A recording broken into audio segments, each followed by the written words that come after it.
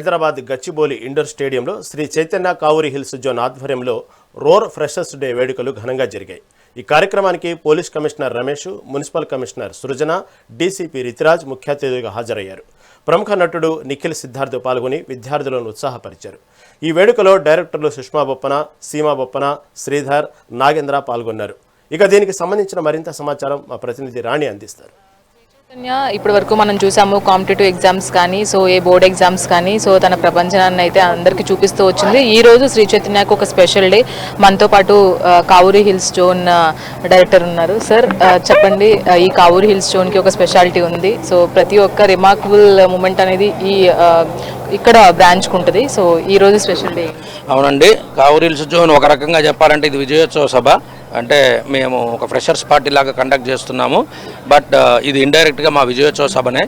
ఎందుకంటే last 4 years నుంచి JEE main మీరు తీసుకుంటే రిజల్ట్స్లో 300 out of 300 కంటిన్యూస్గా 4 years తెచ్చిన ఏకైక జోన్ కావూరి హిల్స్ జోన్ అండి. ఇది కాకుండా మీరు 2023లో అడ్వాన్స్ రిజల్ట్స్ తీసుకోండి. ఓపెన్ కేటగిరీలో టాప్ 10లో 2 and 7 ర్యాంక్స్ మాయే. 2024లో మీరు అడ్వాన్స్ ర్యాంకులు తీసుకోండి. టాప్ 10లో 5 and 10 ర్యాంక్స్ నాయే. 2026లో అడ్వాన్స్ రిజల్ట్స్ తీసుకోండి. 4, 9, 10 ర్యాంక్స్ కావూరి హిల్స్ జోన్కే. ఇది కాకుండా మీరు ఏ ఒలింపియాడ్ సెలక్షన్ తీసుకున్నా మా కాంట్రిబ్యూషన్ ఖచ్చితంగా ఉంటుంది. లాస్ట్ ఇయర్ ప్రకటించిన INMO సెలక్షన్స్లో 140 మంది only from Kavuri hills zone నుంచి సెలెక్ట్ అయ్యారండి. ఇది చారిత్రాత్మక విజయము. ఇంత రిజల్ట్స్ ఉన్నటువంటి జోన్ ఇంకెక్కడ లేదండి.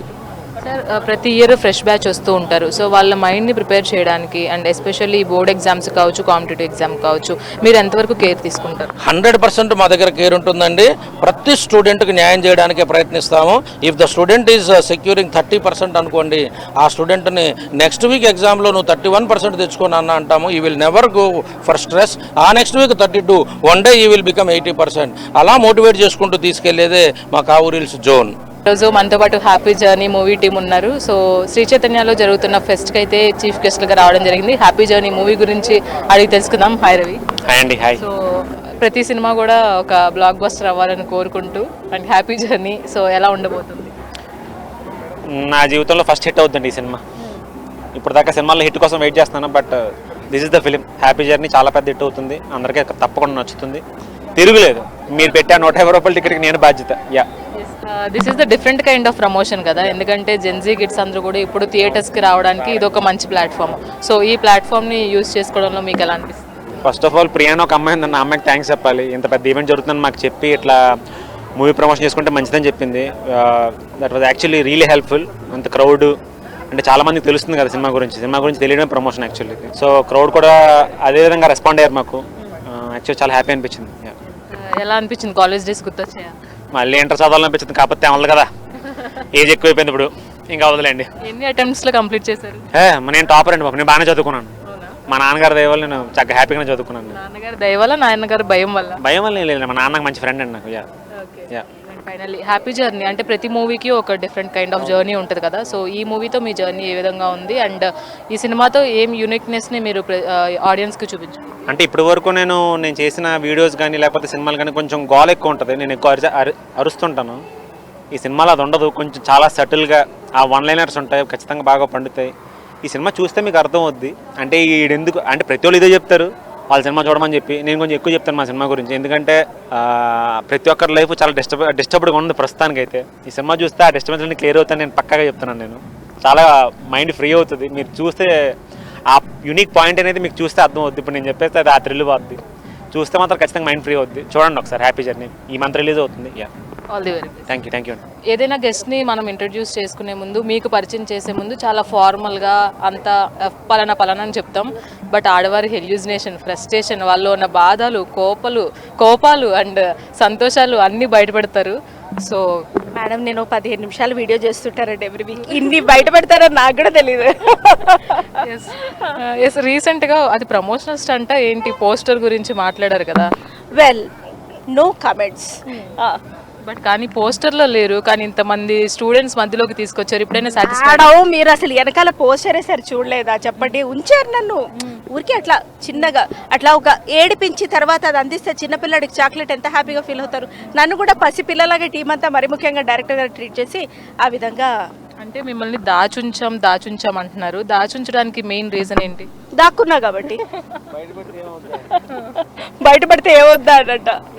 ప్రతి క్యారెక్టర్ కూడా అంటే మనకి చాలా, ఇప్పుడు అమ్మోర్లో క్యారెక్టర్ దాన్ని అసలు ఎవరు రీప్లేస్ చేయలేరు. సో సౌందర్య గారితో వర్కింగ్ ఎక్స్పీరియన్స్, సో అప్పటి రోజులు ఎలా అనిపిస్తూ ఉంటాయి? లేదండి, ఐఎమ్ బీన్ బ్లెస్డ్ పుట్టినప్పటి నుంచి కూడా.